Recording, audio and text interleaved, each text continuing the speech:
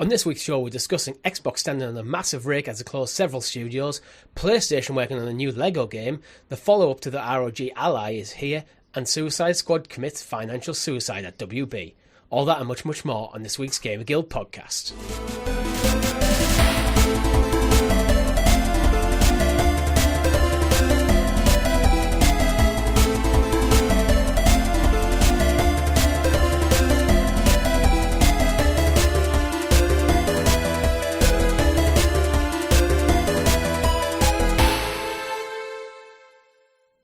Hello everyone, welcome back to the GamerGuild Podcast, your weekly show where we round up all the week's video game news and stories for your listening or viewing pleasure right here on youtube.com/GamerGuildTV and up there in the digital clouds on your podcast preference of choice.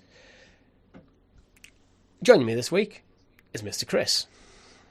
Good game everyone, hope you're well, happy summer, happy weekend. How are you, Chris? How are you doing? I'm good. I'm a little bit, I've just realised I've caught the sun slightly. This is not like light refraction. Oh, I can see. This is, I've been out at a food festival today, and evidently, as you get older, folks, a lot of the audience will know your hair starts to thin at the temples, and it does not protect me anymore. Yeah, I know that pain.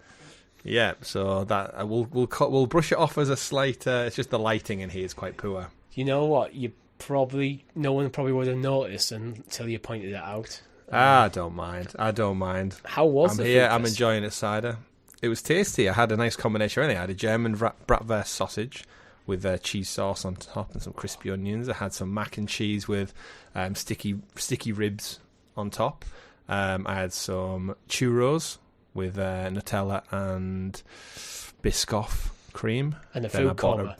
And I bought a brownie to take home. I had a couple of beers and I feel like I had something else as well. I'm sure there's something else in there, but I enjoyed a food festival as you should, as well as the Northern Lights, the Aurora Borealis over the weekend. Beautiful stuff. I can't believe I missed them. I woke up to text people, all in our friendship group, everyone go, "Oh, I've seen the lights." Like, I was asleep. Yeah, I only just caught it because I was feeding the little one a last bottle of night, and then I saw like the internet just popping off with it, and I was like, no. Went out into the back garden, and it like you could see a little bit, but woke away from it. Was like, you got to see this because like we've lived in this house nearly 10 years, and it's like never seen anything like that over my back garden. So I was like, yeah, this is beautiful. Took some snaps, took some photos, and yeah, what a wonderful world we live in. So good game, everyone. And fingers crossed ahead, there might be visible on tonight, which is Saturday at the time of recording. So I'm hoping I might get to see them tonight. Yeah. If not, beautiful stuff. Yeah, it's just one of them things you don't expect to wake up to Aurora Borealis pictures from your mate's garden. Not at all. If not, go play Starfield or something. I'm sure there's some beautiful scenery in there. I'd like to actually go to see the Northern Lights properly. Well, that's pretty much how I woke the wife up. Wake up, I can save us £2,000 on a holiday. Just go get in the garden for 10 minutes. And she was like, you still take me on holiday, Chris. Yeah, probably. I mean, you know what? I'll have to hit up Jorvar, one of our wonderful members, in the Discord as well, once everything's settled down over there. Get some great locations for Iceland. But yeah, it's on the list, as with many other places. Indeed. But before we get into it, make sure if you haven't already, you like the video, subscribe to the channel, and ring that bell icon so you're kept in the loop of all of our amazing content here at GamerGuild TV, such as this podcast, which goes live on Mondays, 8 a.m. It's 8 a.m. GMT. It's there at PM. On YouTube, and yeah, it's still there. It's there on Tuesdays as well, and Wednesdays. It just doesn't go away. On podcast service and on YouTube. And our weekly live stream, usually Thursdays. Last week, I played Jedi Survivor. Finally started it after over a year of wanting to, on Xbox on the Friday. Actually, no, that was the week before. Last week was Orcs Must Die 3. Yeah, it's been a long one. Yeah. Chris, tell us about Orcs Must Die 3. Was it fun? Well, I really enjoyed Orcs Must Die 3. So for those who don't recall, it was a once Google Stadia exclusive in partnership with Stadia Games Entertainment. So we've got some history with it on the channel. It's basically a kind of castle defense game, but in 3D. And you're two heroes defending castles and such from a horde of orcs in various sizes and forms. You upgrade your weapons to defend your castle from the invading forces. And it is just like, as you can expect, it's just a fun solo game or co-op, probably more fun playing in co-op. The third entry in its series. And it's on Game Pass at the moment. You can also play it via cloud gaming. So for a bit of retro, a bit of nostalgia, because it had been 4 years almost to the month since we played it originally, which is insane to say. But it's nice to see when games do get their kind of like the second wind later. So if you've got Game Pass, if you've got family, children, friends, the co-op element of it's really, really fun. So a couple of people in our chat actually, whilst we were playing it, saying they were checking it out for the first time and said it was really, really fun. So don't sleep on it. Robot Entertainment, great little game. We'll probably get a 4 at some point in the next probably year or two. Actually, we're probably due about that. So yeah, go check it out. And in between that, I ain't really been playing anything else. I've had a busy week at work. I've been away. So pretty much just, yeah.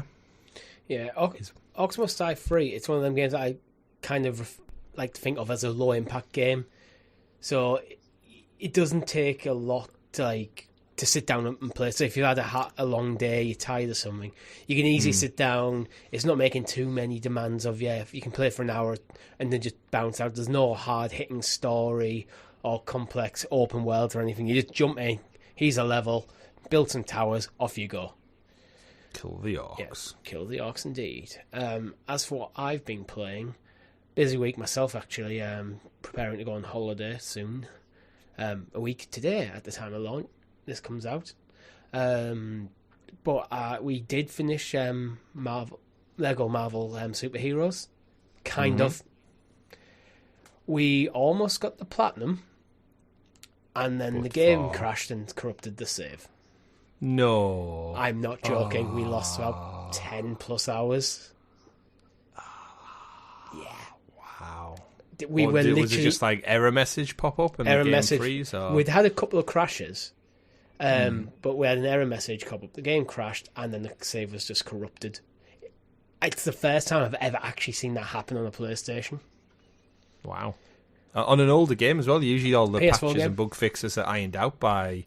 7-8 years later? Lego, dear. go back and sort that out, because it's not excusable. Because I did look at some of the forums and stuff, and we're not the first person it's happened to. It's still a known issue of the game.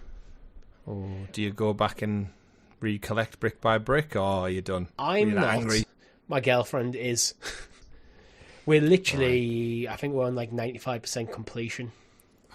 Was it just collecting the gold bricks or whatever it is? I can't recall. What was the last, there was a few icons on the map that just needed cleaning up, but most of the major stuff was done. Wow. So we're talking probably an hour or two of gaming left before the platinum popped. That's so heartbreaking. Well, at least there's not a new Lego game on the horizon to talk about. Yeah.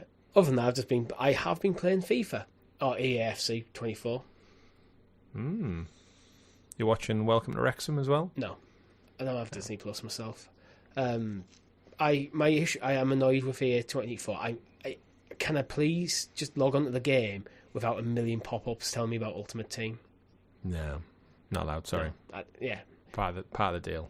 Yeah, it's just annoying. It's I just want to get into my career mode, and I don't care about Ultimate Team, so stop giving me the pop-ups. Well, from what the rumours are this week, EA looking... I know it's not in our news doc, but one of their head honchos was this week talking about more pop-up ads being in the game, whether that's be on billboards or just pop-ups during load screens. EA playing with nefarious forces again after the waters seem to have settled after a good couple of years, so... EA going to do what EA going to do, it seems. I think this ads in games are not necessarily evil. In football games, ads on the advertising hoarding, it's expected to be there. It makes sense. It shouldn't get in the way of the content, full stop, for paid content. In fact, even for free content, it shouldn't get in the way of you actually consuming that content. Do you hate the same as me when you go into a news website or something and there's ads popping up and it just gets in the way of you actually reading the bloody article? Yeah, I don't think anyone enjoys that. Yeah. So it's monetization. It's like everything trying to do that lower tier to entry if you're willing to put up with ads. So we've gone from terrestrial, TV's the obviously main example, got away from adverts with subscription. The best part about them was you just had the content on demand. And then now you've got entry tiers. I'm watching Amazon when I watch Fallout, and I'm currently watching Clarkson's Farm, and you get a 45-second advert before the show starts. I was like, hang on a minute, I'm paying for this, but now we've just reverted back to stereotype, and we've got adverts all over again on our standard, unless you pay for a higher tier, and it's just been nickel and dimed. Yeah, hate ads necessarily.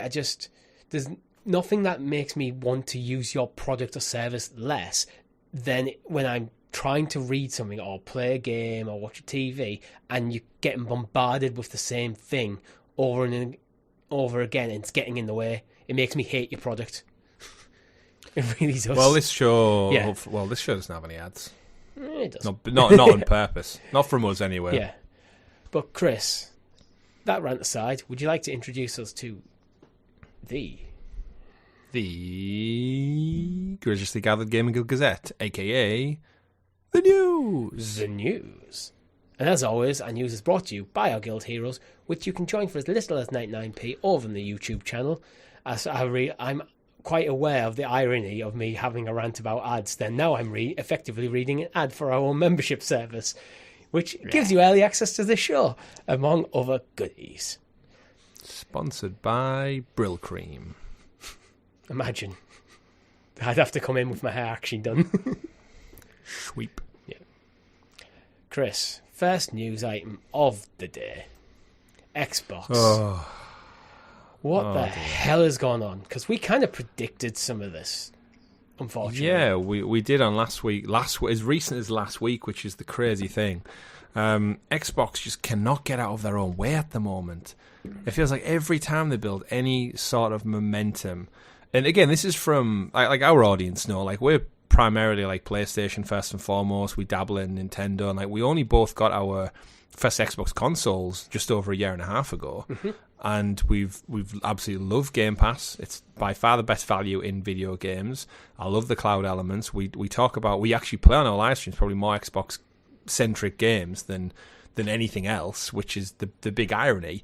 And yet, for all the coverage we've talked about over the last several years, from competing with Stadia to our own podcast to today, it's just like they have their nice big tidy garden, nice green Xbox coloured branded grass, with their Xbox toaster in the corner, Richie, and their controllers with their little jackets. And a steaming shit on it.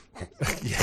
I was going to go more with the metaphor of there's lots of rakes all in the garden, and they just seem to step on them every time they step out the house to talk about a new game, talk about a studio, investor call, acquisition. It's like rake in the face, rake in the face. It's pure Sergio Bob in that Simpsons episode where he just can't get away from standing on rakes. And big news this week, right? Yeah, so we predicted it. The news is basically Xbox have confirmed that they are shuttering Arcane Austin, Tango Gameworks, and Alpha Dog. Now, Arcane Austin, I think there's different takes on these. Arcane Austin, I think we kind of expected. They were bleeding staff. Redfall was a bust. The DLC seemed to just disappear off the face of the earth. I don't think anyone's really surprised by that. Tango, though, the makers of Hi-Fi Rush. Yeah. Like, it's mad. Yeah. Alpha again, I think just to get them all in there. Alpha Dog, mobile games predominantly. They're working on, I think, Mighty Doom recently and a couple of other like small titles that they were helping out with other stuff. There's also Roundhouse Studios, which was within that, but they've pretty much been doing... They've been working and merged semi with the Elder Scrolls ZeniMax Online Studios team, so they kind of have been phased out anyway. This was just the final nail in the coffin for them. But yeah, I think Arcane Austin, we predicted it last week. I explicitly said like I'm worried for them because if they haven't even got the DLC out a year later for the game, and they then have to start production on another game from scratch essentially, because they're clearly not supporting Redfall. Like, what are they doing over there? And amongst an industry filled with layoffs, that was no surprise, but you're absolutely right on that one. Pivoting over to Hi-Fi Rush, like Tango Gameworks, like I know Ghostwire Tokyo, which came out a few years ago now, wasn't as critically received and it did well. So it did, again, it was a good game. That's about the extent of it. A good game. The criticism for it, I've always felt, because I did play a bit, I think played a bit in the stream. You had a fast look on the channel, yeah. It fell into the kind of trap, I think, a lot of the ZeniMax Studio games where they all do feel... There might be a slight quirk to them, but they do definitely... You can tell it's from that studio. And they just have to, like... I'll have fun playing for an evening, and then they just don't... Something about it just doesn't grab my attention. I'll go on to do something else. So it's not bad in any way, shape, or form, but not the kind of thing where you go, I can't wait to get back and play more. Yeah. And I've always been that in a weird way with the Bethesda games. I've said it for years on this show that there's just something visually about them that they all feel the same. There's something about the engine that they use, whether it's from Fallout to Starfield, to Redfall in particular, or even Deathloop or Ghostwire Tokyo. There's just like a filter, a Bethesda-esque filter over it that just like it just never ever vibes with me. And then, funnily enough, they pivoted completely away from that tango and they gave us Hi-Fi Rush, Stealth Drop back at the the Xbox's first developer direct showcase. Blew the socks off everyone, straight into Game Pass, a quirky little music, anime-style, cartoon visual, brilliant little platformer that went with the beat of the music. It had such cool vibes. It won more awards than probably any Xbox game has done in the last several years, and critical acclaim. I think it was Don Matrick, who was one of the Xbox heads. Was it Don Matrick or Matt Booty? Someone tweeted out at the time saying like, celebrating Hi-Fi Rush, and it hit all the metrics they expected to hit from a game. And yet, fast forward a year and a bit, Richie, and that's just not good enough. Yeah. You're getting Game of the Year award-nominated title, so, and that's not apparently good enough for Microsoft. What Microsoft and the Xbox team kind of saying is they focus on shuttering studios that are at the pitch stage, so they haven't got any projects green-lit, so they're not cancelling projects. Redfall DLC aside. The issue, though, is they're also saying that this was done with the intent of preserving what makes Microsoft games great. And it's like, but you're closing Hi-Fi Rush over the last maybe couple of years is probably the best critically received Microsoft first-party game. It's not a massive AAA title, but everyone loved it. I think between that and Pentiment, they came out with like a double hit of like, oh shit, these smaller style games come from Xbox are amazing. Yeah, and the great Game Pass library titles, they're not console sellers. No, not but at all. They're fantastic to have on your platform, especially on like things like Game Pass. So they're one of them games that you'd hear about. It's kind of probably on your radar. You have get Game Pass, I'm going to jump into it, and you fall in love with it. And that's the sort of game that can make you fall in love with the developer as well. So then you'd be excited for what Tango have got next. Yeah. And it makes you wonder like where this decision's coming from, because with there's a lot of questions over Game Pass at the moment about its profitability. Mm-hmm. And is Game Pass really actually undermining Microsoft's attempts to make a profitable Xbox platform here? Well, this is what the week's been since. So because of this news, everyone's kind of gone back to interviews and tweets and excerpts from the last several years with the Xbox leadership team. And the reasonings behind why they're shuttering it are one thing. But then when you look back, how many times has like Phil Spencer or Matt Booty or Sarah Bond said like, we want to nurture things, we want to grow IP, we want to give these teams the freedom to flex creativity. And that's what's led, in theory, to things like Hi-Fi Rush. Sarah Bond, in particular, I think she's been dragged across the coals the last couple of days because it was when was it Lionhead Studios, I think? Were they the guys who made Fable, Lionhead? Yes, I'm not too familiar. So, yeah. They bought them. They were making Fable Legends, I want to say, and then they shuttered it, and Fable Legends never came out. And it was like, right, we took a team who was predominantly single player. We tried them to do something else that wasn't in their wheelhouse. It messed up. We closed the studio. And Sarah Bond, I think, explicitly said when they were acquiring these other teams like Ninja Theory, who were about to put out Hellblade, like Tango Gameworks and in amongst the Bethesda family, they said, we're not going to do the same as we did with Lionhead. What are we doing right here? The exact same fucking thing. I think Sarah Bond has kind of come in for a lot of hot water because she actually went out on, I can't remember what podcast, it might have been Giant Bomb. She's spoken publicly. But when you listen to her words, when you hear someone talk for like half an hour and they're actually saying nothing of any substance, it's very marketing speak, very corporate, and it's like, yeah, it's not shareholders you've pissed off with these moves. You need to kind of address gamers and go give us a why is Tango getting shuttered, and protecting games portfolio for Microsoft and stuff seems like that's the reason why you'd absolutely be excited to see what they come up with next, not close the studio. So there's a lot of kind of odd stuff there. I keep getting the impression that this is Microsoft corporate interfering almost. Yeah.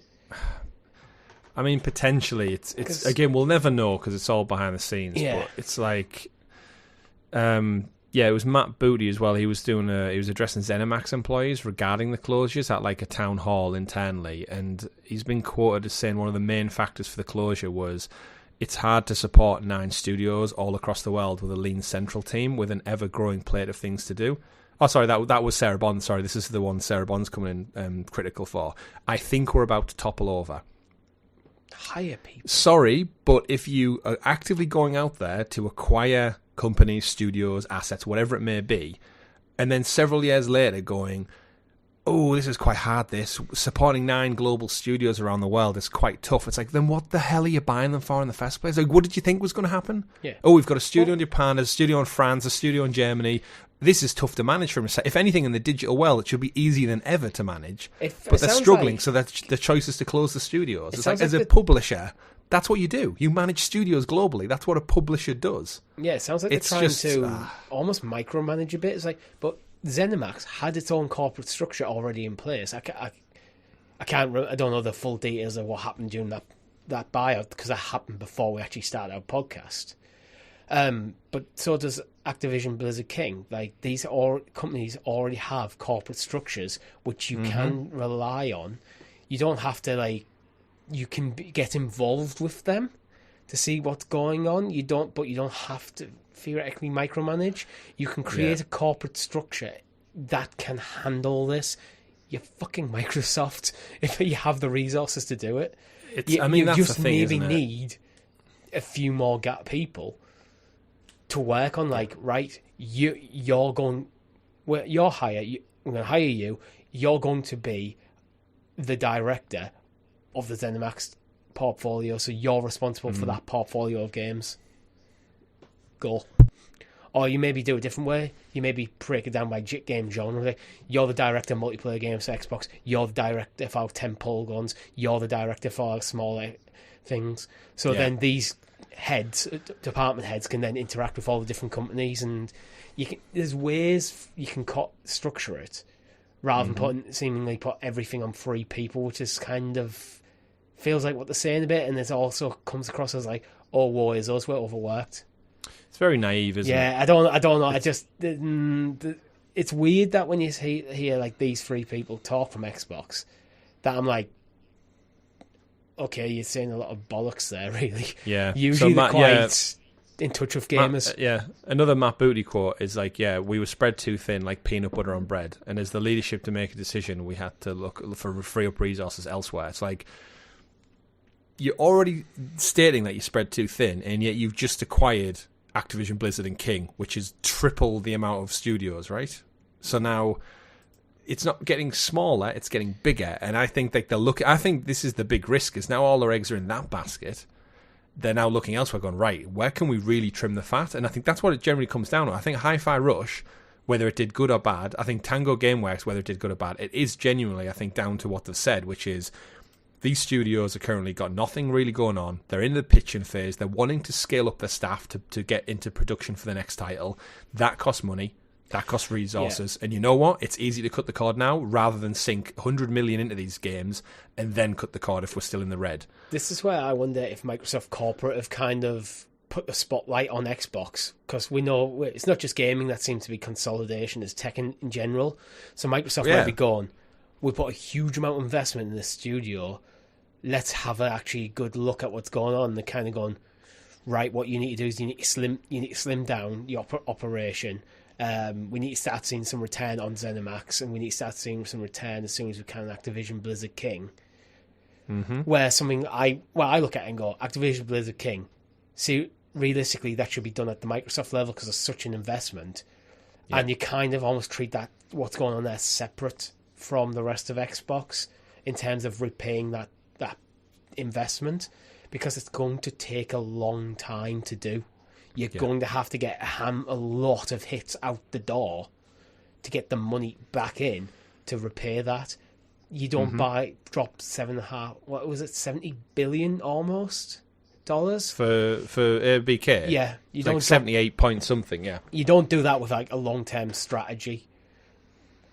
It's same with like the Bethesda stuff. I know that was only 7.5 billion, but it's still in the billions. Only. Yeah, you've got surely you're looking at it and going, that's not going to be paid off in 4 years.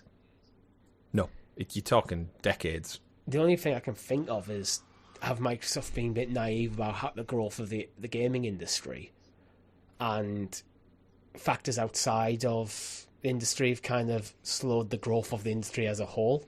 Or maybe we've talked in our Discord actually recently, like things like the cost of living crisis seems to be everywhere at the moment, so people are tightening the belts a bit, and unfortunately that's going to hit entertainment first.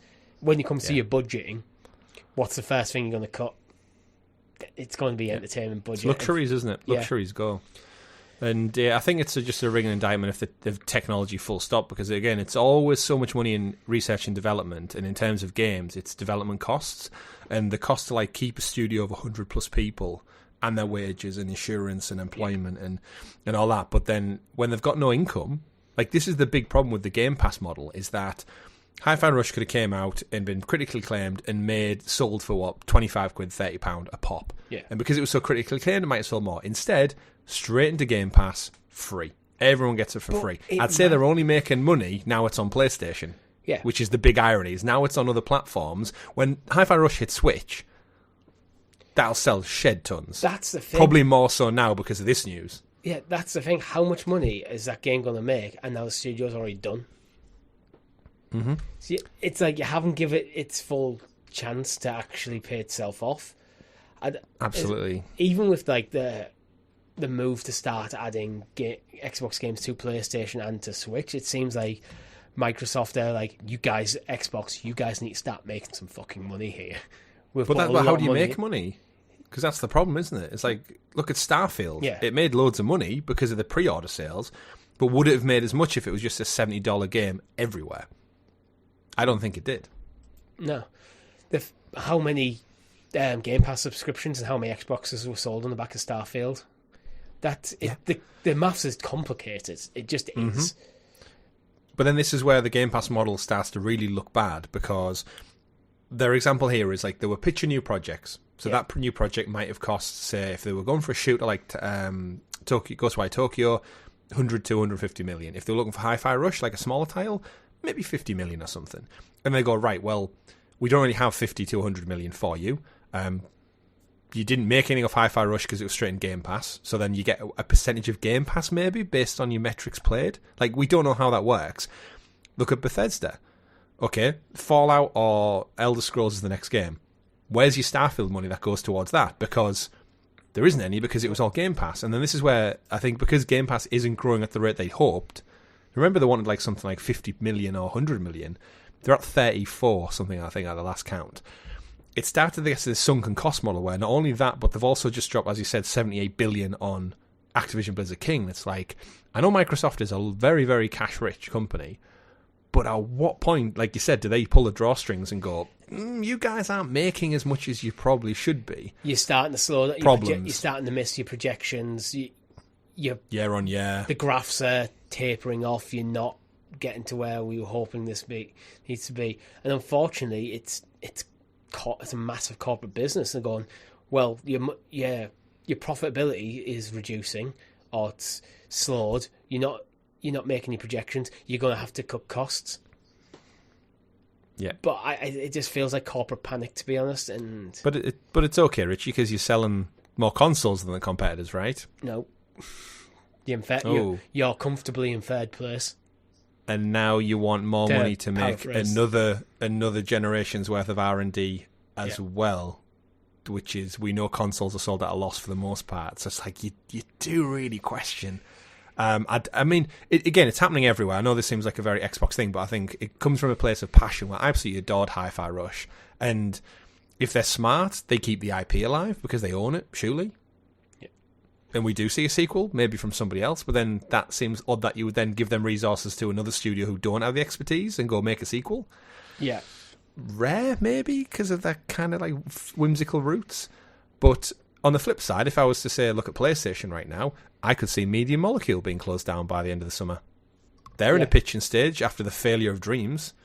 What does their game look like? And I could see Sony turn around and go, you're dead too. Bang. For me, this is one where I think you have to look at the creative vision and the metrics. Like, yeah, Dreams failed, but Dreams was experimental as fuck. But took 9-10 years, though. Yeah, that itself is a problem. But, don't want to predict the future. I know there's news later on. WB could turn around like a Rocksteady safe. WB can't decide whether they want to be in games or not. They keep every few years they keep changing their mind. But do they just draw the line under and go, you know what, we're not making money? It's like, we'll get to the story later on. But again, these studios, if they don't turn a profit, is it literally just one strike and you're out? Is there no space for risk anymore? For me, I think there's a lot of investment going into the gaming industry who can see massive returns on things like Fortnite and stuff and go, oh, we'll do one of them. But not fully understanding that gaming is at high risk. You can make a brilliant game, get the marketing right, then no one buys it. Look at Final Fantasy VII Rebirth. Sales are shit, to be honest, on it. But that game, on the flip side, is probably the game of the year this year, as it stands. Like, critically, it's probably the best game that's come out this year, but just hasn't sold well. But Remake did. So that feels like it should have been a sure bet. It's a fickle industry. And on the flip side, you've got Palworld, made by absolutely nobody, and that sells tons of millions, makes huge amounts of money. Yeah. Helldivers comes out, a smaller AA project by all standards, second party, breaks record numbers, sells millions, and it's like, damn, two games that probably took nowhere near the cost to make Final Fantasy and or another game. Is it we've hit a point where, because games are built in these kind of 4 or 5 year cycles, that's a long time, and the world's quite tumultuous right now. So is it a case of when the game is greenlit, from greenlit to it coming out, the world's changed, the audience has changed, and suddenly we had this vision for this game and we're going to invest in it, we really believe in it, and by the time it comes out, it's like, ooh, that hasn't done what we needed it to, panic. It might even be different people's money involved. It's high risk, unfortunately, and it's something the industry really needs to learn, because in the last few years we're covering lots of stories like this, Chris, and it's depressing as fuck. It is. It's the games industry could be heading for like another crash. Yeah, realistically, really where the output just isn't there. Because I mean, I would be happy with a slowdown. Like, it's easy. The problem is, it's easy to say take your time, but then the longer they take, the more cost it racks up. So it's like you really can't take your time. You need to get it out, and this is why games as a service is so important. As anyone who hates microtransactions and stuff, the reality is a lot of these companies, they need these to create a stream of income to support the other projects. And to be fair, like any accountant is going to look at a game where, oh yeah, we're selling this game for $70. You get a massive spike for a month or two in your books, and then it tapers off very quickly. Versus, okay, the game's free of charge, but we're going to rake in a steady level of money continually. They're going to prefer the second one every single time. Absolutely. And for every, I know you said at the beginning a little rant, but like for every EA Sports FC person who buys an FUT pack for £10 or whatever the hell the card booster things look like, that then goes into fun things like It Takes Two and Jedi Fallen Order, which don't make any money after the initial sales. So again, it's you can't have one without the other realistically, and these studios, looking at them, predominantly single player, they don't have it unless you're AAA blockbusters like Naughty Dog putting out The Last of Us and stuff, and Ghost of Tsushima, who can make decent bank on single player. Remember when the Marvel League happened, we looked at the Spider-Man, and like actually Sony don't make that much money from the Spider-Man sales, and it's one of their best sellers because of the licensing costs. It's mad. Like when you look at Arcane Austin's gone. Arcane will live on, by the way, in Arcane Leon, which was the original studio, because they're working on Marvel's Blade. But if Marvel's Blade has the same requirements as Spider-Man, that's like Disney taking a 30% cut, but this is going on Game Pass. And Marvel's Blade is not Spider-Man. Spider-Man is the Marvel IP. Mm-hmm. That is the top. Spider-Man is the top dog in terms of Marvel, in terms of pretty much every single metric you want to look at. Blade is it's probably a few rungs down. Yeah, I would agree. We probably have some fondness for Blade because was it the early 2000s movies? Yeah, Wesley Snipes. Yeah, but kids and Ryan Reynolds. But younger kids younger than us Kids, people in their mid-teens, have they got any interest in Blade at all? He's not in the MCU yet. We'll see. Well, the same could be said for Indiana Jones. Like, a lot of people probably just don't give a shit at all. We've seen that from returned money, but we're getting a game from Machine Games. So if Indiana Jones comes out, Disney take the 30% cut for the Indiana Jones license. Harrison Ford probably has a cut for his likeness. Yeah. And then it performs okay. It's straight into Game Pass. No one's paying 70 quid for it. And then Machine Games are shuttered by the end of the year. It's like, because it's a single-player game. It's really worrying, and I think to lead into, I guess, another story that's here this week, is we're 2 weeks, just short of 2 weeks out, Richie, from Hellblade 2. Yeah. That's a smaller game. That's only coming in at £50. No physical release. Straight into Game Pass. Do Ninja Theory have a game that's probably going to be critically received well, like Hi-Fi Rush, but is it going to move consoles? Is it going to move Game Pass subscribers? I don't think it will. I could see, again, I hate to be the harbinger of games developer death, but Media Molecule by the end of the year, gone. Ninja Theory by the end of the year, gone. And probably a couple of other ones sprinkled in there, unfortunately. This is one where I was talking about, where I was saying, like, from start to finish of the project, has the world changed, unfortunately? Pulled the rug out from under it? Because I look at Hellblade 2 and go, this is Microsoft trying to go head-to-head with Sony's first-party games, like a Ghost of Tsushima, like a Last of Us. It looks like it's pitching at that level of quality, which, unfortunately, a lot of other Xbox stuff feels like it's one rung back. This is why I'm so excited for it, because I want to see Microsoft do stuff like that. But that means it's a lot of R&D cost. They're putting a lot of effort into the mocap, and a lot of money's going into this project. If this doesn't sell well, even if they could get a lot of players in Game Pass, but will it be enough in the current climate? We always mention about Square never being happy with any of their project sales. Is this just where the industry is? They're looking at it and go, we actually need to make it tenfold return on investment to secure the future of the studio for the next round of investments. Because you effectively might go 4 or 5 years without a payday for that studio. Yeah. So you need enough money to keep it going and to fund the next project almost. It's worrying, and it's a bad omen, but unfortunately I think Xbox, once again, in summary, it's their credibility that's being hit it seems like every damn quarter. Oh, we've got a showcase on the horizon, can't wait.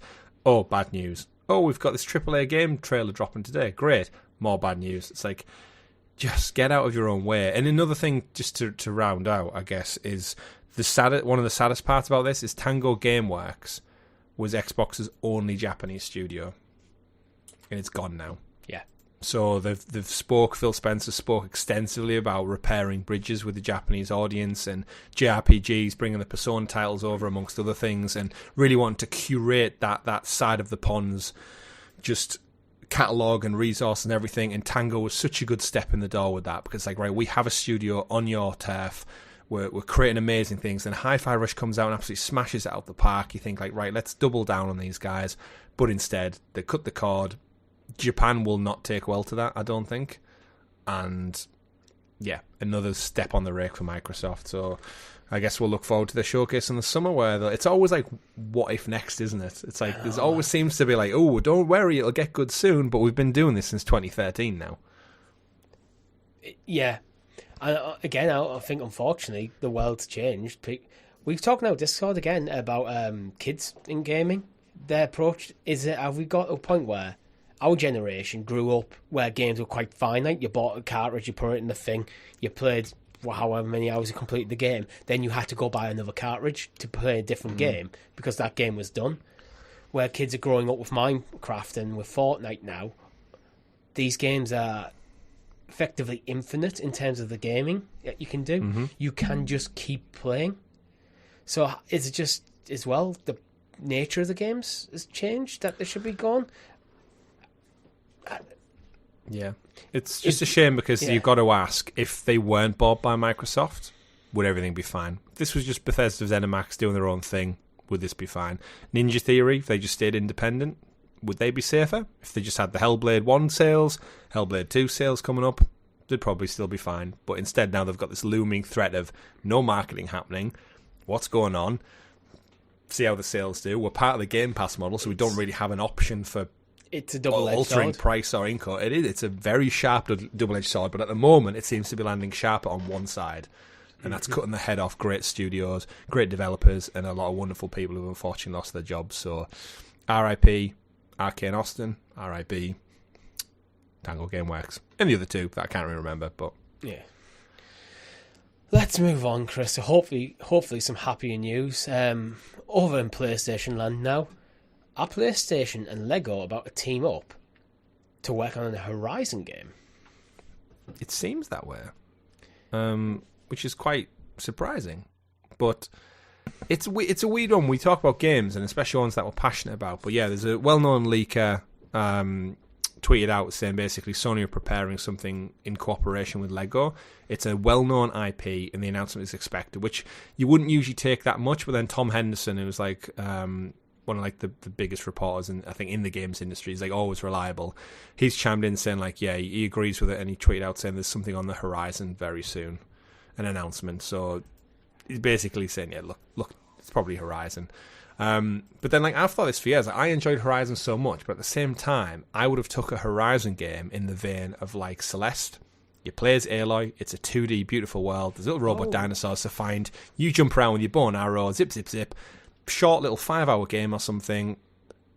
I don't know why they don't take IP and put it into different formats like that. I think that would be a great little game. I think this is them kind of doing that a bit, and they have that's hopefully what it is. They've talked about Horizon MMO as well.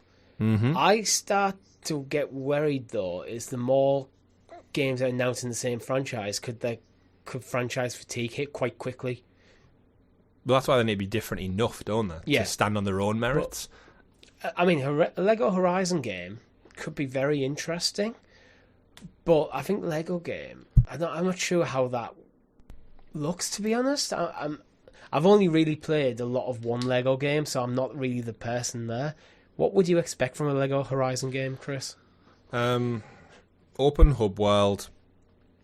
I don't think you'll start as Aloy. I think you'll just make your own little Lego brick character. You'll come out of one of the vaults, and you'll just go fight Lego dinosaurs. I don't think there's going to be much to it. The Lego games are usually very like family centric, so yeah. It will just be, I think, varied Lego creatures to fight, varied Lego clans to fight, and bases to take. And you run around with your bow and arrow and your catcher and your traps, but in Lego form. And I think that's all it needs to be. I don't think it needs to be this amazing 80-hour Horizon experience. I think it can just be like a 20-hour little puzzle solving bits. You use the bricks to build things in certain areas, and yeah, I think again, like killing Lego dinosaurs in like a beautiful Horizon-esque inspired world, I think could be enough curiosity to pull people in. Yeah. Do you think Sony are trying to push Horizon to a younger audience a bit with this move? Absolutely. So they can merchandise it better? Yeah, again, I think it ticks a lot of boxes in terms of visuals, the genre it's playing in. Like, again, visually it's looked great. It's got that kind of the femme fatale lead that works so well, and again, just dinosaurs, man. The robot dinosaurs and are literally the pull for Horizon for me. I think some of the monsters and creatures they make in that game are amazing. That's why I think it'll work as an MMO, like a big multiplayer thing as well. So I love Horizon, and I'm happy for them to dabble in it. Lego, again, catch me by surprise. I'm looking forward to it because the Lego games have been very similar recently. They have tried to diverge a little bit, but they ultimately are the same. However, the Lego IP, I think, immediately brings it into a different park where you're talking about like family-friendly games, and I have the best memories just playing the Star Wars ones with my brother, playing the Jurassic Park ones with my wife, and and you've just played the Avengers one with your girlfriend. I think they just are like, you don't take them seriously. They are classic video game tropes of just puzzle solving, collectathons with some quirky humour through in, and that's all they are. They're very Nintendo, actually. They're just like, yeah, we're a video game. Yeah, we're not. We're not this massive cinematic experience. We're not this grind-a-thon on life. We're a video game. You're going to play us. When you're finished, you're going to put us down. You're going to move on. Yeah. You'll have a bit of fun. Yeah. They're never too expensive. We'll corrupt your save. We'll latch ourselves onto some of the best IP throughout history. Yeah. And you know what? I'm there for it. I'm there for it. You take anything I love and put it in a Lego form, I'm pretty much going to be there for it day one. And then you'll walk into your local toy store and you'll see a Lego Aloy. Yeah, and it'll sell probably more merch than it will copies of the game, but that's how Lego work. They've done it for decades now by latching onto the biggest IP. It's almost... I almost think of Lego games as a genre to itself. They practically are, for me. For me as well. They really, really are. I know what I'm going to get. And I'm happy with that. It's like a slice of toast. It was like, it's just going to be quite basic, but you know what? It hits the spot every single time. You will go back to it. Yeah, it does. And it's family friendly. It is, yeah. I think my girlfriend might actually be excited when I tell her there's rumours of a Lego Horizon game. I think she'd be totally into it. I could see it. And I think it's stuff to go back to. I think we've said before in theory, like if they did another Lord of the Rings, like a Middle-earth Lego game that combined all movies into just one big open world one, I'd be there for that. If they did another Star Wars one, I'd probably be there for that. If they did another Jurassic Park, like again, just take anything I love, put it in Lego-fy it, and I'm there for it. But similar to what I was saying about the Aloy game there, they could do with other things as well. If you took like Crash Bandicoot, Spyro, and just made them into Lego characters, they almost become cuter in a way. And that's where the family essence comes into it. So yeah, Lego, keep doing what you're doing.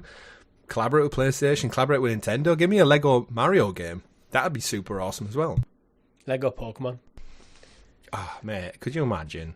No, you don't. You know what you do? No, you don't go Lego Mario or Pokemon. You go Lego like Smash.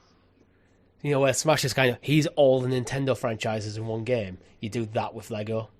Make them into bricks. So but I wouldn't be surprised. So we've got Mario Lego. Do you want to be Mario? Do you want to be Link? Do you want to be Pikachu? Make it yourself, brick by brick. Yeah, absolutely. That's awesome. I want that game to exist. And again, video game is just digital Lego, isn't it? It's little tiny pixel bricks put together to make a beautiful world, and Lego's the real version of that. Lego's just Minecraft in real life, and vice versa. Yeah. Lego Minecraft is actually a thing. It is. We played it. Yeah, we did. Chris, EA apparently has 2 unannounced games to launch this year. One of them is rumoured to be Dragon Age Dreadwolf. And we don't know anything about the other one, do we? No. Other than it's... The rumours are it's going to be a partner title, so an EA published rather than EA developed. I think EA are in a quiet year this year, like as far the cycles go. We're still not getting a Mass Effect anytime soon. Dreadwolf has just been obviously in EA production Sports for so long. It has, hasn't it? We know there's no Dead Space 2 coming. Jedi is on the back burner. There's no Battlefront game. They got rid of the shooter. Yeah, I just think this is probably going to be a quiet year for EA. Did you ever dabble in the last Dragon Age Inquisition at all? Dragon Age Origins is one of my favourite games of all time. Right. 2 was just rushed. They rushed out in like 9 months. Right. It's not a terrible game, but you can tell. Inquisition was a game that I found a bit weird. I really loved it when I first started playing, but the more I played, the less I liked. One of the major characters who is going to reappear in Dreadwolf, I just didn't like the character. Not in a way of, oh, you're meant to hate this character. He's like an evil... No, it's just like, I just don't like this person. Can this person not be on my screen, please? I just found him annoying. You know, I was like... And unfortunately, he is the Dreadwolf. So that's got me less interested, and it's been 10 years as well. Yeah. But it did get a lot of Game of the Year awards when it came out, so there's obviously like a hype behind it, but it doesn't seem to have the same tail. Like, I feel like The Witcher had huge success, but then it's seen that success continue, if not grow in popularity, obviously thanks to other things. Yeah, The Witcher got more popular Dragon with Age, each thing. There's Netflix series and stuff, With Dragon Age, the kind of trajectory was, people loved Origins, 2 was a miss, but because it was rushed. They took more time for Inquisition, it back to quality, and then 10 years of relative silence. It's like come on, BioWare. And BioWare, they're a studio, I think, are desperate for a hit. Like, I think they're a fallen giant of the video game industry. Where at the peak, you're talking things like Mass Effect, and you're talking like Dragon Age 1 and 3. Like, Knights of the Old Republic was them, right? Knights of the Old, yeah. That was what started them proper, and then they went off and did Mass Effect. Yeah, so like absolutely like beloved RPG creators. Then not much in recent years apart from Anthem, yeah, which has flopped. The Andromeda. Andromeda, which has a bit of a Flopped. resurgence. People didn't like it at first, but I think as people have accepted it for what it is in later years. You had the remakes, the remasters, of Mass Effect, which did well, Legendary but edition, buggy as hell. Personal experience. Maybe patched out by now. I should go back and check one day. But yeah, so I think I don't really want to count the remasters actually as a hit because no, it's going back to the well, isn't it? It's not really. You don't get praise for polishing up your own work. It's like you can't hand in the same essay twice and expect the same praise. It's like, come on. So for me, it's 10 years since the last hit. Yeah, thankfully they're not owned by Microsoft, so they've had time. They're owned by EA. They've surprisingly had time. They've given them time, yeah. Yeah. So I think Dreadwolf is one that we should be very interested. But the thing is, we haven't actually seen that much. No, they've been very light on. Like I think we got a tease trailer, didn't we, which just showed like a dragon and stuff, and then done, just out. But then similar for Mass Effect, we've had like very little in terms of. They've been very tight-lipped with everything BioWare. So I think if that is their big one for the year, I would be expecting them to go big this summer. And amongst all of their sports titles, as per usual. I mean, as we touched on with Ninja Theory and the lack of marketing, I think Dreadwolf is one that it needs to go soon. But I think BioWare need to get that off the plate so they can move on from that game. Yeah, it's one of them that I think it was definitely announced too early, and then I don't know. Unfortunately, it just hasn't panned out. But I'm interested. I'm interested, but because it's been so long, I'm no longer excited for the franchise. I want to see what it's almost like. What is a modern Dragon Age going to be now? Because it is that long. Yeah. Well, I'm one of those gamers similar to The Witcher and stuff where I never played any of the older ones. Curious by its Game of the Year award-winning like run it had. It's been that long. I do like BioWare. I love the Mass Effect trilogy. Got the platinum for that one. So I'm kind of like in with the ethos. I understand it. I'm looking forward to playing Knights of the Old Republic remake whenever the hell that comes around. So I'm in their camp and I want to like them. And I think Dragon Age should be one for me. But it's like you need to hit me with something that's going to really get me in the doors in today's world. You would love the lore of Dragon Age if you got into it. It's very, especially the first game, it's very Lord of the Ringsy in a lot of places. It's that kind of classic fantasy, although they did move on a bit from the original kind of vision of the first game. But so this is where I'd be very interested to see what they do with the lore of this game. Well, this time next month, Summer Game Fest. 4 weeks' time, Richie. We're going to be sat here reacting to everything, so hopefully we get a shed ton from EA, shed ton from Ubisoft, Xbox, PlayStation, Nintendo, the like, and we sit here going, ho, ho, ho. The years ahead are exciting. They are indeed. And the next story, Chris, I think you in particular are going to be excited by, because Frontier are making a third Jurassic World game.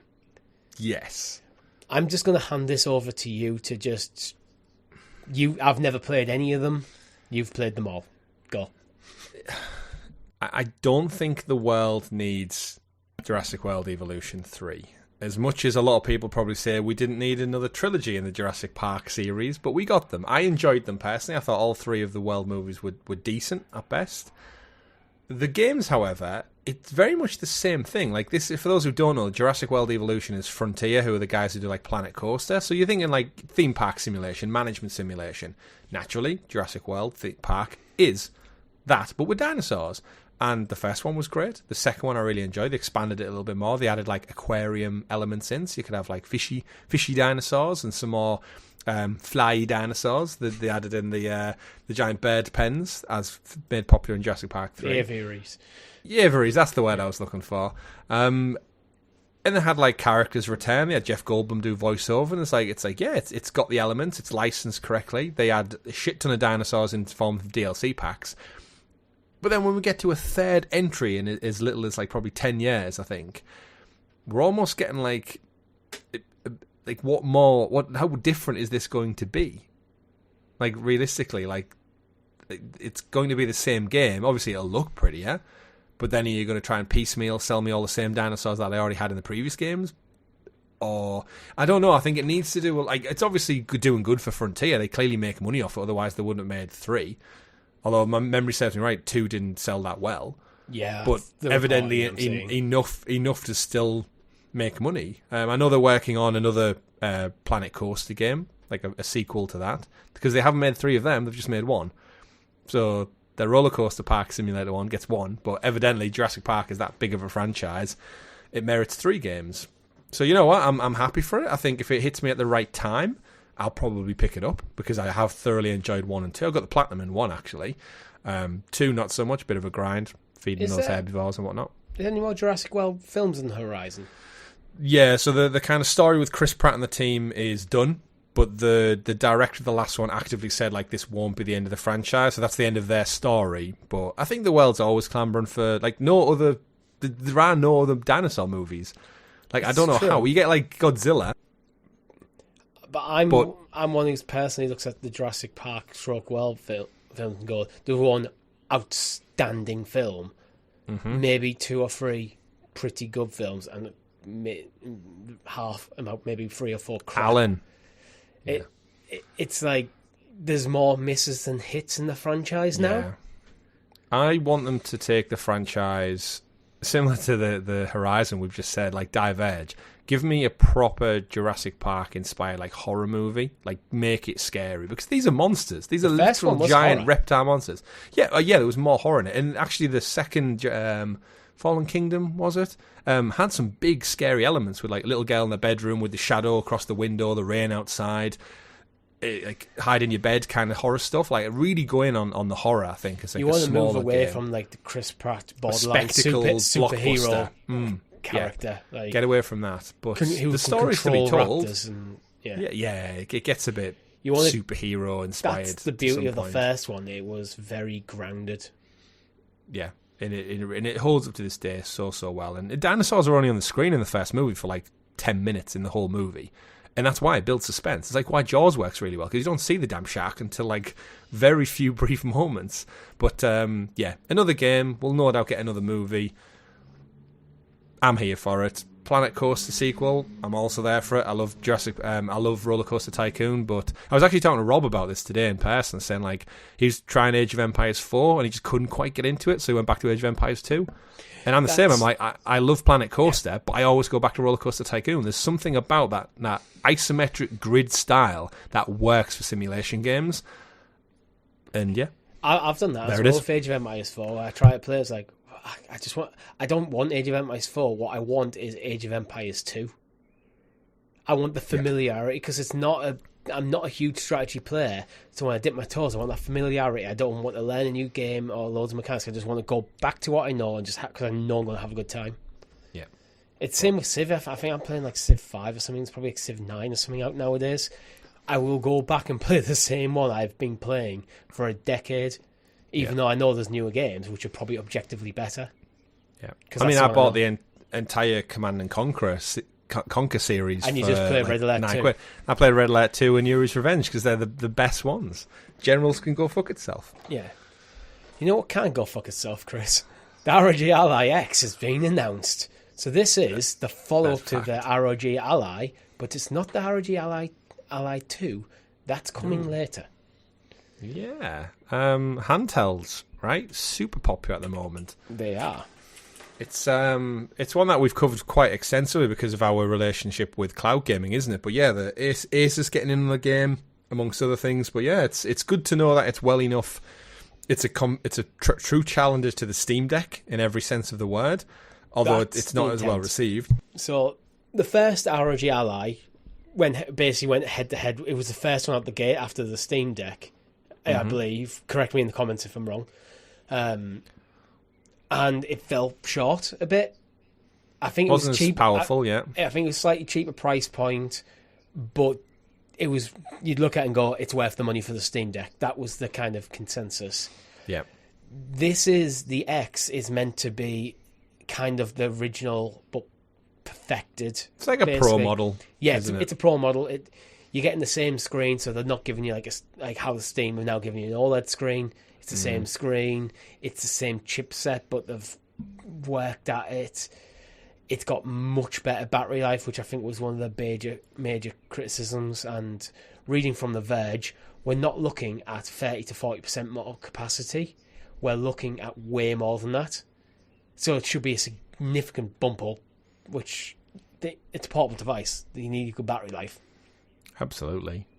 And but obviously it runs on Windows, so much like a lot of the other gaming handhelds, all your cloud gaming elements, download, install what you want. And I'm glad it's one of those things. I think in another world I'd probably own one of these devices, but I think with the mini collapse of cloud gaming with Stadia going and then Luna struggling, chugging along, and Xbox kind of doing little bits and pieces, I think in another world I would have had these, but I'm quite content with just my Razer Kishi and my Portal quite now. The Portal is becoming more useful to me. Yeah, did you say to me this week it's gone down to $199? I was like, that's how much it's always been. So it's just back in stock. That's the crazy thing. I did say that, yeah, but I thought in my mind it was $350 or something. But I've seen it listed for one. I'm sure I've seen them like listed for more scalpers. than Yeah. Do we have a price on this ROG Ally? The ROG Ally. ROG is Republic of Gamers, right? That's like ASUS's like branding within. It's a gamer branding. Yeah, because like ASUS, like no disrespect, they've never really been on my radar for like PC or the monitors or anything like that. They're decent. I think I've got an ASUS monitor in front of me. ASUS. Yes, I do. It's that one. It's the one you're on. Yeah. But they're doing better. They're a reasonable reputation in the PC space. I'm not that familiar with how PC gamers or PC users would rank brands like that, but they're definitely, I imagine, in most people's consideration, whether you're a gamer or not. They do decent stuff. ROG is definitely their gamer stuff. I don't have announced. A price right now for the X. At least The Verge hasn't reported one. Yeah. The original Ally is currently £600. That's where my interest in these falls off a cliff, to be honest. Mm-hmm. I'm not saying they're not worth £600. It's just there's no way I could justify that. That's just the reality. Well, this is again for me personally. This is why like a Portal feels like I can get a PlayStation for £380, then I can get a Portal for £200, and I'm still not that far off the same price, and I've got two devices. Again, not really. Obviously, PC get. I mean, yeah, there's like different elements to them, but once PlayStation release full cloud gaming on the Portal, then I think you can classify as two devices. Right now, effectively, the Portal is a screen and controller. Yeah, because it completely locks down your PlayStation. Yeah, I mean, you get like the equivalent power. That's as I said, I'm getting more and more interested in a Portal going forward. Now I'm spending more time with my girlfriend. Steam Deck OLEDs away from home. It's something I could chuck in the bag. Like yes, Steam Deck OLED's $680. Yeah, so expensive shit, really, isn't it? Yeah. Oddly enough, this morning I actually dusted off my Razer Kishi because I was sat on my girlfriend's couch with a cup of tea and we're both in Dreamlight Valley. On your Razer Kishis or one on the screen? She was on the telly. I was on my Kishi. Wow! Shout out to Razer. Yeah. So. Kishi, what I like to see is in a world where we don't have a Vita 2 and Xbox don't make a handheld and we're just going to be waiting eternally for the Switch 2, it's nice to see other players getting in the market. Yeah. We talk about all the depression of closures and stuff, and yet these companies are putting out... We've seen more handhelds in the last 4 or 5 years than history before. Oh, yeah. So I'm here for that. I love a good handheld device, so... crack on. Yeah, I mean, if I was a hardcore PC gamer and wanted a solution to play my games on the go, these are the kind of things that I'd definitely be looking into. And you've got to weigh up the pros and cons. The issue with the ROG Ally seems like, as you said, the price seems to be right up, pushing up against the Steam Deck. Mm-hmm. And if the Steam Deck is objectively better, it's hard to justify why go for this. Just get a Steam Deck. Yeah, considering the Steam Deck, while it is built on Linux, you can boot Windows into it. That is well established. But you know what you can't boot Windows into? Tencent. You can't boot Windows into Tencent. Because And Remedy Kestrel. apparently backing away from Tencent because with their multiplayer title, which it used to be, it's codenamed Kestrel, it used to be codenamed Condor, is that right? No, that's another one of their games. So all of their code names have like bird names attached to them. So Condor is their own multiplayer game based in the Control universe. Kestrel was something they were doing in partnership with Tencent, so it was like a separate thing. Yeah. But the story is basically that that Kestrel's cancelled. They've cancelled the Kestrel. They've killed the bird. But what they have actually already said as well is everyone who's working on Kestrel is being found jobs on other projects. Yeah, the project's. I think this is resource management internally, where Remedy are thinking, do we want to keep doing this? Like, you don't know what the behind the scenes deal are, but yeah, to read from that quote, the Remedy CEO Tero Vitala said, Codename Kestrel showed early promise, but the project was still in early concept stage. Our other projects have advanced well and now moving to the next stage of development, which requires an increased focus and to provide them with the correct benefits. We can relocate talented Kestrel developers to these other projects and many of our support functions to get additional focus on their operation. Thanks for those who work for Kestrel. Remind them that it's cancelled, but it's for the wider Remedy benefits. And it's provided the studio with valuable learnings as they head into making Max Payne remakes 1 and 2. The no doubt follow up to probably Alan Wake and then Control as well, which I think is, and then the multiplayer game Condor, which is their Control-verse multiplayer shooter, which I think could be really good.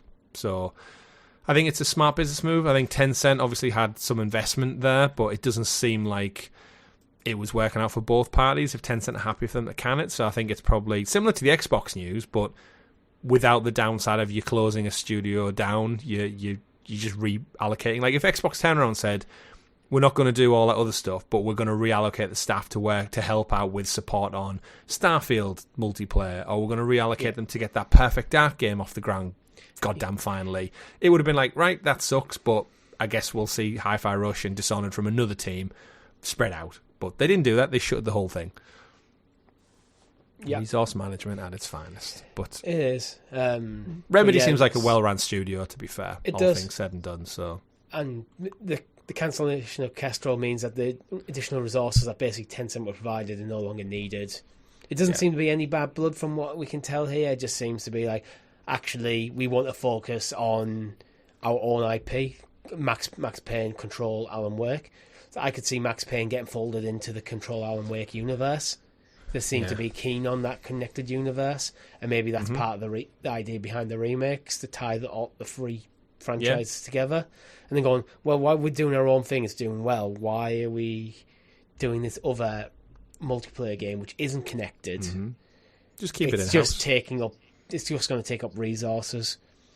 And that's the benefit of Remedy being independent, is they can do that. Yeah, and with a multiplayer game, it's not just resources to get out the door, it's then maintaining it and its server capacity, and it's like, do we need it? No, let's not do it. I think with them having Condor as well, they want to negate that risk of spreading themselves too thin on games as a service. And I think obviously Condor seemingly is the better of the two. So evidently the Condor killed the Kestrel. Well, in this case, it might not even be which is better. It's Kestrel's in early concept stage. There's not a game there. It's not really a game to cancel yet. They're thinking about making a game. So the Kestrel's in an egg. Yeah, that's what you're saying. Yeah, the Condor ate the egg. Kess. So, next news story, Chris, is an interesting one, because we did just say a Mighty Doom developer. Was it Bad Dog? Bad Dog, something. Yeah, was shut. But Microsoft about to open a mobile store. Yes. That seems weird to me. A mobile developer getting closed when they're about to launch a mobile store. I think that was more, again, on the game front decision. A storefront doesn't require a development studio to function. I think this is part of the Activision Blizzard King stuff. The biggest thing. So, to clarify, so we know storefronts exist. So Microsoft later in July are expecting to launch a Xbox-branded storefront on mobile devices. Sarah Bond dropped the news, and it was, again, dropping a lot of news at the moment. During the Bloomberg Technology Summit, she confirmed that a fully fledged first-party portfolio of Xbox games will be coming to the store, and it'll be hitting web before it's rolled out across other devices and countries, no matter what. So this is that Microsoft ecosystem they've been talking about for some time. So basically, expect to see the likes of Candy Crush downloadable, purchasable through this Xbox storefront, alongside the likes of Minecraft and Fallout and a bunch of other stuff. Like Fallout Shelter will be in there, no doubt, alongside the main Fallout entries, in some kind of like unification that just means that if you're on your iPhone, if you're on your Android phone or whatever, you're going to be able to play this. And I guess this is like the long play for like cloud gaming and ecosystem, and you can download it from your phone and it'll be on your console when you get home, and it's all share practice. And we knew they wanted to get into this thanks to the Activision Blizzard kind of trials that went on. They had to actively present their plan for owning AKB, and because they had King, that was a huge part of it, right? Because the King deal is so profitable, the mobile market. Who's this for, though, the storefront? I can, apart from Microsoft, obviously, apart from Microsoft wanting it. I think it's the push for all companies to have screen space on mobile devices. So you've got like your likes of Netflix and Facebook and Twitter who hold like basically everyone's main home screen on their phones. Obviously, Android don't think so much about that, but remember on iPhone, your home screen is very much locked in. There's like a grid of apps that is like like millions and millions of people see every time they open their phone. And it's a love-hate situation with that. Oh, absolutely. And if you don't have that real estate there, it's easy to forget you exist on the phone. I have apps that are buried deep in my menu on my phone that I would not know are there. Yeah, so I occasionally go purge stuff. So rather than buy stuff through the iOS store or the Play Store, I think this is their push to get their games, their titles, front and center on people's phones. So if you want to play Candy Crush, if you want to play Fallout, or whatever game you want to play, you go to the Xbox app. I think it's a slow burn. I think it's a bit little too late. I think maybe 2 decades ago would have been great. But what you mean when they had a Windows phone? Yeah.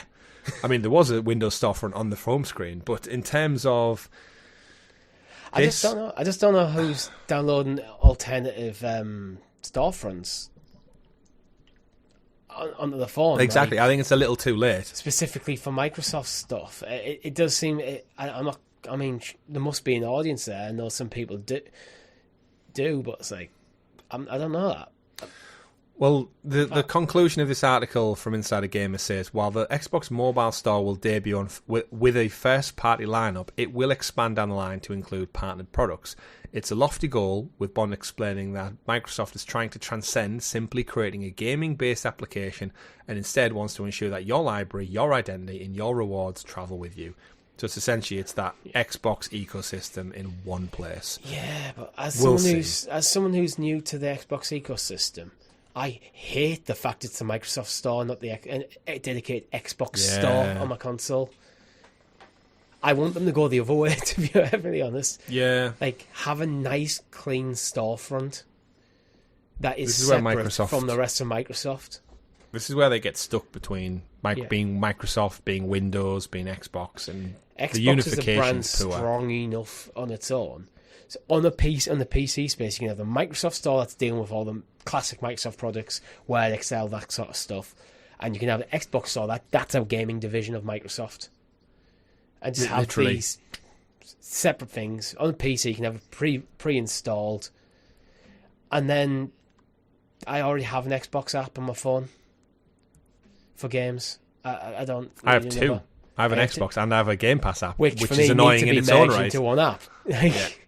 Yeah. This is what I mean about having this clean thing. Is like, maybe this is the solution. Maybe this replaces both of them. But that's not what they've said. Yeah. So I don't know. It's just weird. I'm not seeing what the goal is here, apart from this lofty ambition of every phone having a Microsoft Store on. And in the PC space, how many people, let us know in the comments, do you use the Microsoft Store on your PC? Because I have not ever bought a single thing from the Microsoft Store on my PC. Same.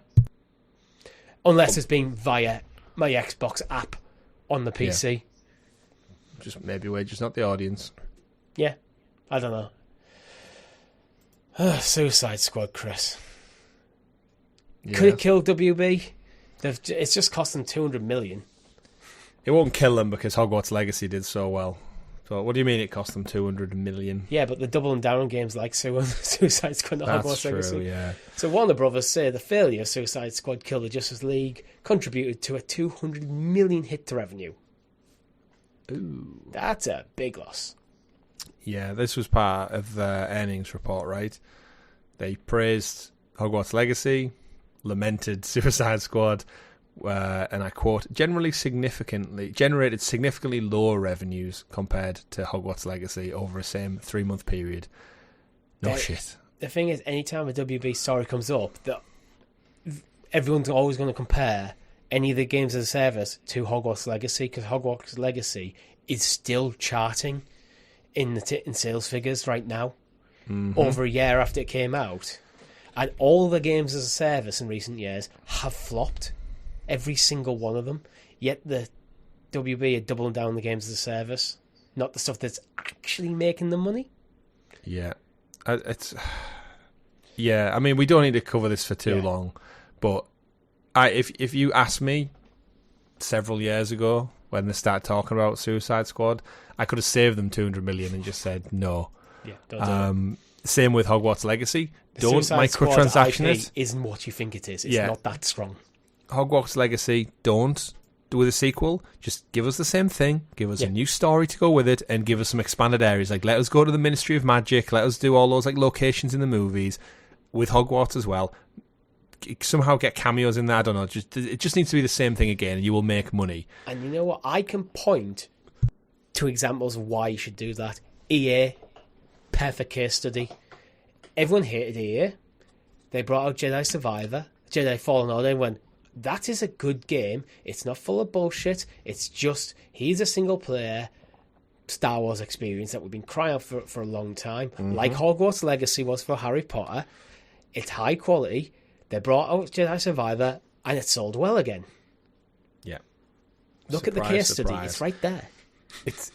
And again, it's the same. It's there with Batman, isn't it? It's like the Arkham games did amazingly well, and it's like people who love these franchises love them because it's usually spun off of a movie or a comic or something with literature connections, like dialogue, like story chapters. Letting me be generic character 101 in an open world, doing whatever, just hit points and stuff, and then I'm paying for skins and stuff and Fortnite dances. That's not why I love Batman. That's not why I love Marvel. That's not why I love Star Wars or Lord of the Rings. It's to be in those worlds and see alongside those locations. If they want to make bank, Lord of the Rings game, make it look like Peter Jackson's Middle-earth. Let me explore. Let me journey from Minas Tirith to Osgiliath to wherever and just experience it. It doesn't need to have any characters. It just needs the locations and the setting. Like Hogwarts Legacy. I loved Hogwarts Legacy for the exploration of the castle and the grounds more than anything else in that game. It felt like you in that world. Yeah. Do the exact same with The Lord of the Rings, or go back to Arkham, and people will show up for it because they're fans of the franchise. Yeah. But Warner Brothers do what Warner Brothers do, and we'll probably get some kind of Green Lantern game next. Green Lantern. It's actually Warner Brothers next. Wonder Woman. Yeah. Which for Monolith, which it's single player, so it should be good. Yeah. I'm there for Wonder Woman day one as it stands. Well, I was genuinely surprised. I was quite negative on Hogwarts Legacy because I just didn't trust WB with the IP, and they proved me wrong. And then everything that's since this games came out makes me feel that I was right to be skeptical. Yeah. And then it just goes to show with Hogwarts Legacy, it was like, don't go against the woke brigade, because remember people trying to get that game cancelled, and it kind of had the opposite effect where people just backed it and were like, yeah, I'm behind this. So again with games you just never really know, do you? We don't. But good news, everybody. We have good news in this podcast. If you're over an hour in, Nintendo will continue to support physical media. Good old Nintendo. That's a family-run company that does great things. Yes. Yeah, well, basically, the quote is saying the policy will remain unchanged going forward, supporting physical and digital media. So anyone big on game preservation likes physical media for obvious reasons. Nintendo is supporting it going for the foreseeable future. Especially cartridges. Especially, they love the cartridges. Just don't lick them. Yeah, I was going to make the same comment. Do not lick your lick cartridges. Unless that's your kink. Weird kink, but if that's what you're into, then that's why they're kinks. No right? judgment here. If your kink is licking Nintendo cartridges, I mean, it's an expensive kink if you damage them. But that is indeed. Yeah. But yeah, I think physical media is a big thing. I think Nintendo are always fine. I actually read there was a Eurogamer article this week, and it was lamenting all the Xbox news we spoke about. But what it went back to is it said at its core, Nintendo are a toy company. Yeah, their mission and their objective is what they usually say is like to make people smile. It's to have fun for kids. Again, it started off like a card trading company or something back in the day, way back when. Sony slightly different. They started Sony's first product was a rice cooker. Yeah, which before they even got into like very like old school tech. And then obviously they branched out to it, but it's like media and entertainment, right? Their music, their movies, their TV. And then their games, like they all have that, like it's entertainment quality. They're there with the sole purpose to create entertainment for people to watch. And then in the Eurogamer article, it's a really good read actually if you go into it, is Microsoft. It's always been just about tech software. It's about crunching numbers, punching and crunching. Very cool. And then seemingly like, we want to get into the games industry, and they had a good solid run of it. 360 took off, but then for the last 10 plus years, it's been about crunching numbers and can we bundle a Kinect in with this? How much will we charge? It's the most powerful piece of hardware, but what's missing? It's the games and the fun. The Kinect is like a consequence of the Wii. Nintendo come out and make a toy in the Wii. So, Microsoft went, we will do the same, but then force it onto people who were not that audience. People weren't buying Xboxes in the 360 generation because they like waving wands around. They were, because that was when that's when Halo was at its peak. It's when Gears was at its peak. These Call of Duty was kind of felt like an Xboxy title. Mm-hmm. Ironically, actually is now, but it was then kind of bro gamer stuff. That was where Xbox's identity was. And then it's like, I have to have this bloody thing with the Kinect. Yeah. Which I found the Kinect as an option was never bad. Alien Isolation with the Kinect was fantastic. Yeah. But then that's what it goes back to, isn't it? It's like Nintendo, fun. We make fun games. That's what Sony, we do. Entertainment. Microsoft, Google, they weren't about fun. They're about the numbers, and it failed. Amazon, logistics company, how's Luna doing? I don't know. Microsoft, it's again, Apple are the only other one who's still not dipped the toe in the water fully. And I mean, looking at the industry now, they probably never will. But I've said with Apple, I think the issue with Apple and the gaming industry is they're very controlling of their ecosystem as a company, and I think we're trying to make too many demands of developers.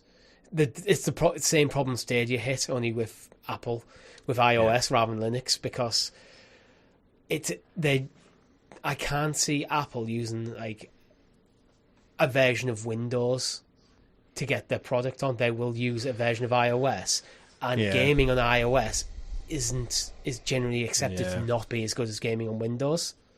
So rather than bring out their own platform, I think they need to address that first. Yeah. Once they do, off to the races. Yeah. But I mean, they have the brand and they have the cash, yeah. So there's a chance. But I think Apple Arcade, mobile, cloud, whatever this VR. I remember they've got a $3,500 VR headset at the moment, so they're willing to put their eggs in some weird baskets right now. But that seems either way. That seems. I just don't understand who that.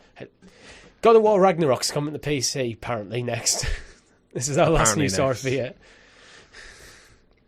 Good. I'm looking forward. I mean, I won't play it on PC because I've got the platinum already, but that seems about the right cadence, right? Yeah, so it's reliable leaker, Bill Coon, who's great if you follow him on Twitter. Yep. What have we got? We've just got, Spider-Man 2 came out after Ragnarok, right? So that's done. We've got Ghost of Tsushima. That's out this month, I think. Is it out? No, it's not out yet, is it? It's imminent. No, it's imminent, yeah. Ghost of Tsushima PC imminent. Oh, yeah, because it comes with the trophy support and stuff, doesn't it? One thing we haven't covered is Helldivers. They've walked back on their requirement for PSN. Oh, they have. You're right. Yeah. Yeah.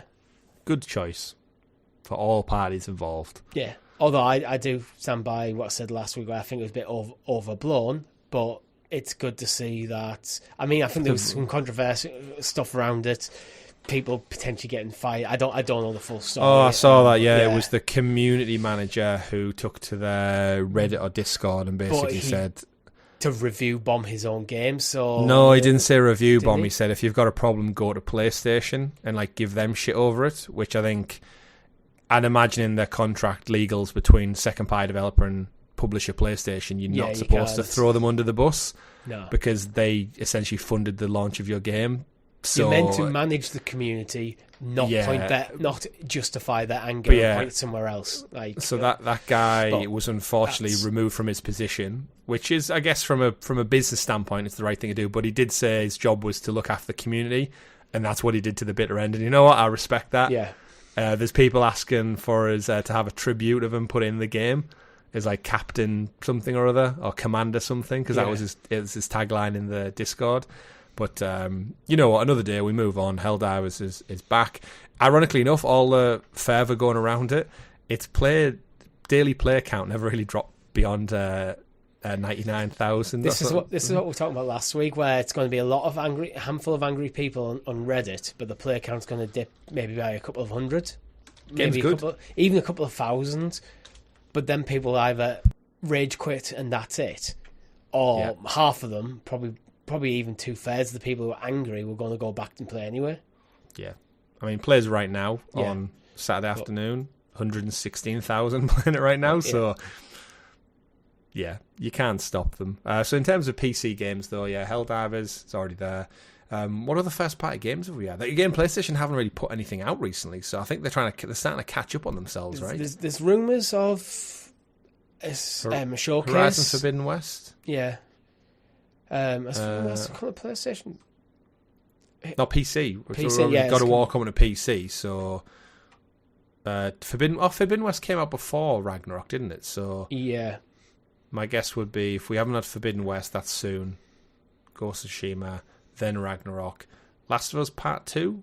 That hasn't came to PC yet, has it? I wonder if they are intentionally staggering these releases rather than just doing like a huge software dump to slowly build that library while maybe they work on the PlayStation PC back end.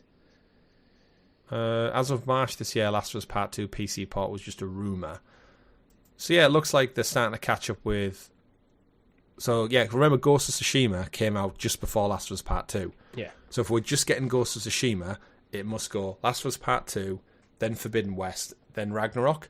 So if we're getting that cadence of like they're coming out the same chronological order, that this probably rings true that we'll hear about Ragnarok soon. It does. But so yeah, I mean we won't play them on PC because I've already played the shit out of them on PlayStation and got the platinum in them all. My PC isn't good. My PC isn't as good as my PlayStation, so yeah, same. There's no benefit to me playing on PC unless I adamant about mouse and keyboard. But I tried with Starfield and it ran like shit. I did as well, and it ran like shit. Yeah, just not good enough hardware. This week in video game history, Chris. So starting on May the 11th, the Sega Saturn. Yeah, 29 years ago, Sega started to taper off from the success. In 1995, we got the amazing Sega Saturn. Never owned one. My uncle owned one, and it was always a cool thing going around his house and being like, you just don't like to buy what everyone else had a PlayStation or otherwise. No, he always went with the quirky different one against the grain. Went to his, played Sega Saturn. Casper the Friendly Ghost.